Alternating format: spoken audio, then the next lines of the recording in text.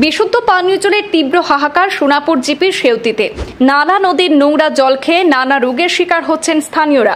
প্রকল্প থাকলেও বিশুদ্ধ পানীয় জল পৌঁছাচ্ছে না ঘরে ঘরে। এটা তো মুশকিল দিন থেকে আনি আছে কেমন দূর হই বেজান দূর হই এটা গুলা পানি এটা কথা পানি খাইয়ার না তো তা খাইয়ার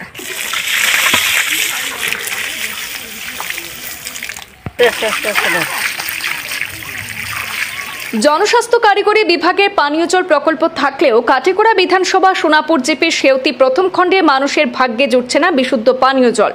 যত্রতত্র থেকে নোংরা জল সংগ্রহ করে তৃষ্ণা মেটাতে হচ্ছে প্রায় 30টি পরিবারের। বাড়ি থেকে 500 মিটার দূরত্বে পানীয় জল প্রকল্প থাকলেও বারবার অনুনয় বিনয় করেও না বসেছে নল, না মিলেছে জল।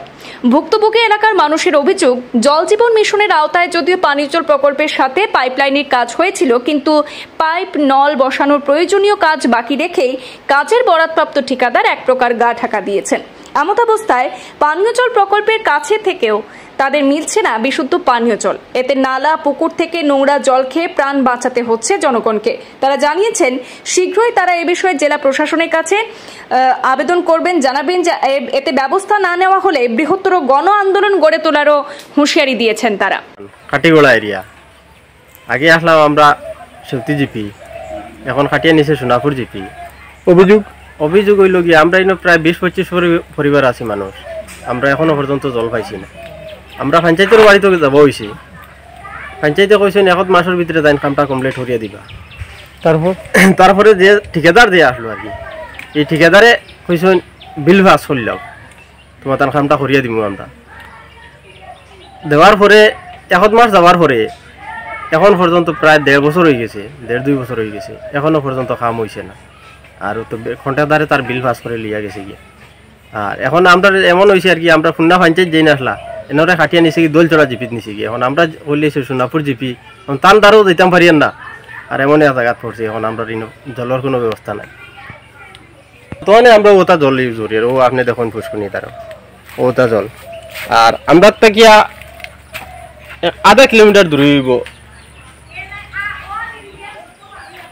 আমরা পিএইচি আছে, কানেক্ট আসেনি হরগর জল হরগর নল।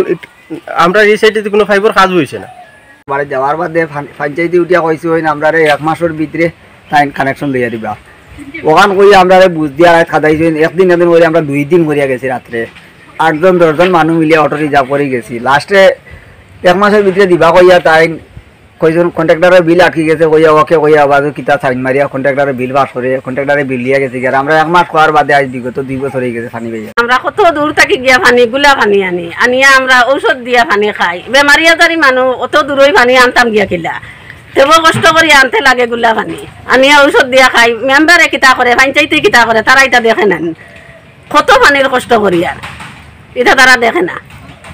প্রায় 1/2 ঘন্টা লাগে যায় আমরা জল আনতে।